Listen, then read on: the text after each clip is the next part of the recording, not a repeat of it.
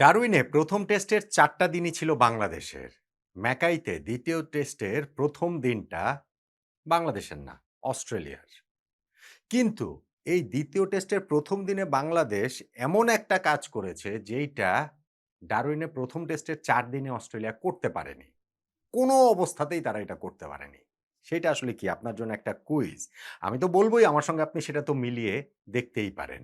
এবং আরো গুরুত্বপূর্ণ যেই জিনিস সেইটা হচ্ছে ১ম দিন শেষে সংবাদ সম্মেলনে এসে আমাদের পেস বোলার শরীফুল ইসলাম যে বলেছেন, এই যে তার কীর্তি অস্ট্রেলিয়ার মাটিতে অস্ট্রেলিয়ার বিপক্ষে টেস্টে ৬ উইকেট পেলেন। নিঃসন্দেহে ব্যক্তিগত জায়গা থেকে অনেক বড় অর্জন। তবে তিনি এইটা উপভোগ এখনই করছেন না। যদি বাংলাদেশ টেস্ট ম্যাচটা জেতে তাহলে উপভোগ করবেন। এই যে জয়ের কথাটা বাংলাদেশ ১ম দিন শেষেও আসলে বলছে, সেইটার আসলে কি সম্ভব কিনা? এই টেস্টটাতে তো রেজাল্ট হবে। টেস্টটা ড্র হবে না ফর সিউর। টেস্টের ১ম দিনে ১৮ উইকেট পড়ে গেছে, সেই টেস্টের রেজাল্ট আবার না হয় কিভাবে?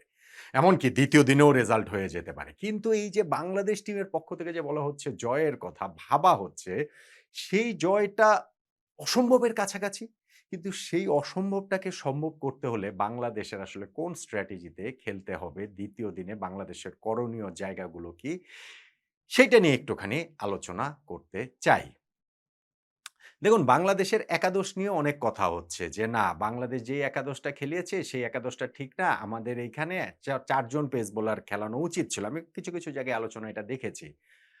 আমি কিন্তু ব্যক্তিগতভাবে সেটা মনে করি না। এটা তো হয়ই। নানান মতামত তো সেটা থাকতেই পারে এবং যখন একটা টিম খারাপ করে তখন এইসব মতামতগুলা মানে মনে হয় যে না এইটা যদি হতো তাহলে কত না ভালো হতো। ওই যে বাংলাদেশ টিমে আছে না যে যারা খেলে না তারাই সবসময় সেরা খেলোয়াড় যে তিনি থাকলে বোধহয় বাংলাদেশের কিছু না কিছু হয়ে যেত।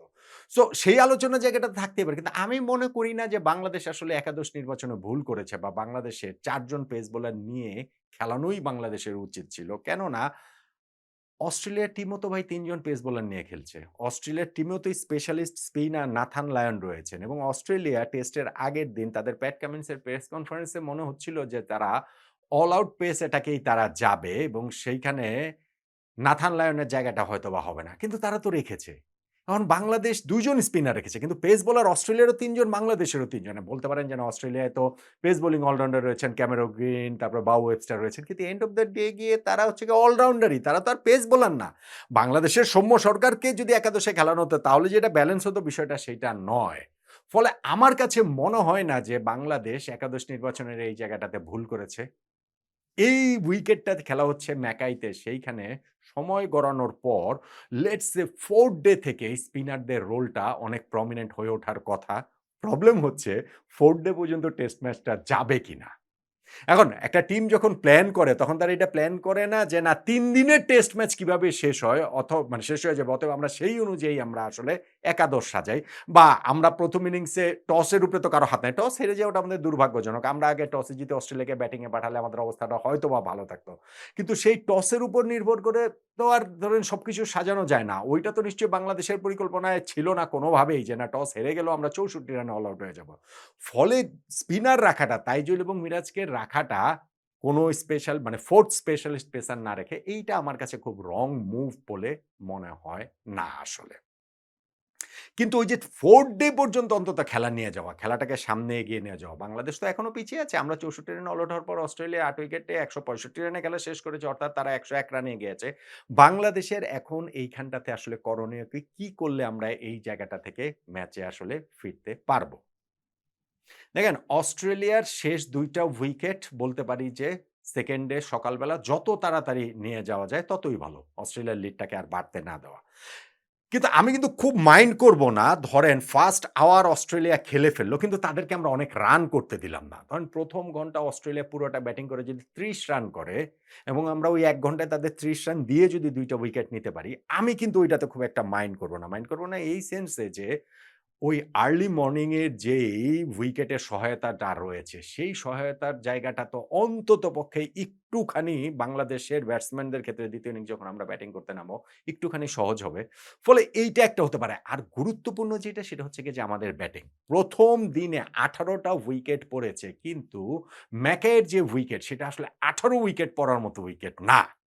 এটা হচ্ছে গিয়ে টু বি ভেরি ফ্র্যাঙ্ক আমার কাছে এটা মনে হয় নাই যে ১৮ টা উইকেট দিন শেষে প্রেস কনফারেন্সে মিচেল স্টার্কও সেটা বলেছেন যে খুব ভালো বোলিং হয়েছে। আবার একই সঙ্গে ২ দলের ব্যাটসম্যানরাই কিন্তু খুব বাজে কিছু শট খেলে আউট হয়েছেন। আমাদের ধরেন মমিনুল, তানজিদ অফ স্ট্যাম্পের কত বাইরের বল চেস করতে গিয়ে আউট হয়েছেন। আমাদের ধরেন হচ্ছে গিয়ে লিটন, মুশফিকরাও যে ভেতরে ঢোকা বলে তারা আউট হয়েছেন। অস্ট্রেলিয়ারও ধরেন ট্রাভিস হেড এই টেস্ট সিরিজের টানা ৩য় ইনিংসে ইনসাইড এজ হয়ে তিনি বোল্ড হয়ে গেলেন। লাবু সেনের একটা ভীষণ রকম বাজে সময় যাচ্ছে এবং সেই বাজে সময়ের খেসারত দিয়ে লেগ সাইডের একটা বলে তার ওই যে থাই প্যাডে লেগে তিনি বোল্ড হয়ে গেলেন। তাদের ওই যে ভেতরে ঢোকা ডেলিভারিতে মনে করেন হচ্ছে গিয়ে যেভাবে আউট করেছেন বাউ ওয়েবস্টারকে কিংবা আমাদের এই যে স্টিভেন স্মিথ রং লাইনে খেলেছেন। ফলে আমাদের শরীফুলের বলে। ফলে হচ্ছে গিয়ে এইখানটাতে ব্যাটসম্যানদেরও দায়টা ছিল। সো এই ১৮ উইকেটে যেরকম মনে হচ্ছে উইকেট যে ঐরকম আনপ্লেয়েবল ছিল, একেবারে ব্যাটসম্যানরা কিছুই করতে পারবেন না, আমার সেটা মনে হয় না। এবং গুরুত্বপূর্ণ যেইটা, এই টেস্টের 2nd ডে এবং 3rd ডে হবে ব্যাটিং এর জন্য সবচেয়ে ভালো।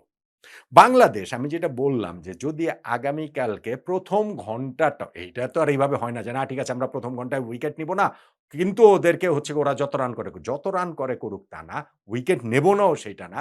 কিন্তু আমরা যদি একটু রানটা চেক দিতে পারি, রান চেক দেওয়া বোলিংটা যদি আমরা করতে পারি, চাই কি কিছু নেগেটিভ বোলিংও যদি আমরা করতে পারি, সেই জায়গাটাতে যদি একটা সময় একটু পার করে আমাদের ব্যাটিং এ নামতে পারি, সেইটা আমার মনে হয় বাংলাদেশের ব্যাটসম্যানদের জন্য তুলনামূলক একটু সহজ হবে নাম্বার 1 এবং নাম্বার 2 হচ্ছে গিয়ে বাংলাদেশের ব্যাটসম্যানদের সেই অ্যাপ্রোচে ব্যাটিং করতে হবে যে অ্যাপ্রোচে তারা ১ম টেস্টে ব্যাটিং করেছে। কোন অ্যাপ্রোচ? বাংলাদেশ ৪২৬ রান করেছে বলে শুধু নয়। আমরা ৪২৬ রান কত ওভার খেলে করেছি?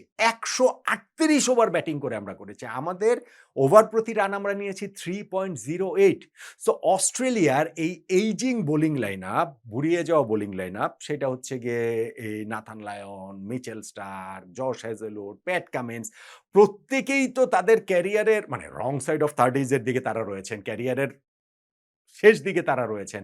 ফলে তারা ওই ছোট বার্স্টে তারা বোলিং করতে পছন্দ করেন।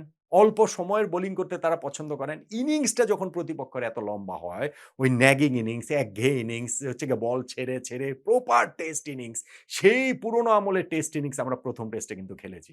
এইটা যদি আমরা খেলতে পারি, সেই ক্ষেত্রে আমাদের ২ টা লাভ রয়েছে। একটা লাভ হচ্ছে গিয়ে সময়টা ক্ষেপণ করা। 2nd ডে পেরিয়ে 3rd ডে তে চলে যাওয়ার একটা সুযোগ তৈরি করা আমাদের ব্যাটিং এবং আমি বলছি যে 2nd ডে 3rd ডের হচ্ছে গিয়ে উইকেটটা ব্যাটিং এর জন্য সবচেয়ে ভালো থাকবে এবং সেইটা যদি আমরা করতে পারি, আমরা ধরেন হচ্ছে গিয়ে কালকে ৭০ ওভার ব্যাটিং পেলাম। এবং এই ৭০ ওভার ব্যাটিং এ আমরা যদি ধরেন ২০০ রান করি, ওভার প্রতি ৩ রান করে নিয়ে করি, আমরা যদি অত বেশি উইকেট না হারাই ভাই আমি জানি যে সবকিছুর পরেও কালকেই ম্যাচ শেষ হয়ে যেতে পারে। আমি জাস্ট শুধু হচ্ছে বলছি যে পরিকল্পনাটা কেমন হওয়া উচিত। সো সেইটা যদি আমরা করতে পারি, আমাদের যদি তখন পর্যন্ত লিড হয়ে যায়, ধরেন হচ্ছে গিয়ে ওই মানে ৫০ রান, ৭০ রানের লিডও হয়ে যায়, হাতে আমাদের উইকেট থাকে। 3rd ডে তো উইকেট ব্যাটিং এর জন্য অনেক ভালো থাকবে। এবং ফাইনালি গিয়ে আমরা যদি এই টেস্টে ওরকম একটা লিড নিতে পারি, মনে করেন যে 200 প্লাস ২৫০ রানের লিড। এখন ২৫০ রানের লিড নিতে হলে আমাদের 2nd ইনিংসে মোটামুটি ৩৫০ প্লাস রান করতে হবে। Huge ask, huge ask. কিন্তু 2nd ডে 3rd ডের উইকেট যেহেতু ভালো থাকবে এবং বাংলাদেশের যেহেতু হচ্ছে গিয়ে গত টেস্টেই আমরা ওই অ্যাপ্লিকেশনটা দেখিয়েছি প্রপার টেস্ট ব্যাটিং এর এবং আমরা প্রস্তুতি ম্যাচে ৫৪ রানে অল আউট হয়ে যাওয়ার পর অস্ট্রেলিয়ার বিপক্ষে নেক্সট ইনিংসটাতে যখন প্রপার টেস্টে এসে ৪২৬ রান করতে পেরেছি। সো এই টেস্টের ১ম ইনিংসে আমরা ৬৪ রানে অল আউট হওয়ার পর 2nd ইনিংসে আমরা সেটা পারব না কেন? মানে আমাদের ব্যাটসম্যানদের সেই সামর্থ্যের জায়গাটা তো রয়েছে, সেই ক্যাপাবিলিটির জায়গাটা তো রয়েছে এবং সেইখানটাতে আসলে প্রত্যেককেই সেই রেসপনসিবিলিটিটা নিতে হবে। স্পেশালি আমি ২ জনের কাছ থেকে ওইটা খুব বেশি করে চাই। নাম্বার 1 মুশফিকুর রহিম। মুশফিক তার ক্যারিয়ারের ১ম এবং শেষ টেস্ট সিরিজ অস্ট্রেলিয়াতে খেলছেন। সিউরলি আরেকটা সুযোগ তিনি পাবেন না।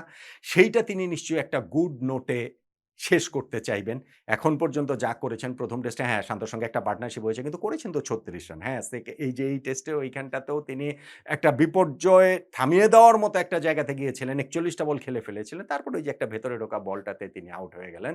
সো মুশফিকের কাছ থেকে আমি ঐরকম একটা পারফরম্যান্স চাই এবং নাম্বার 2 লিটন দাস।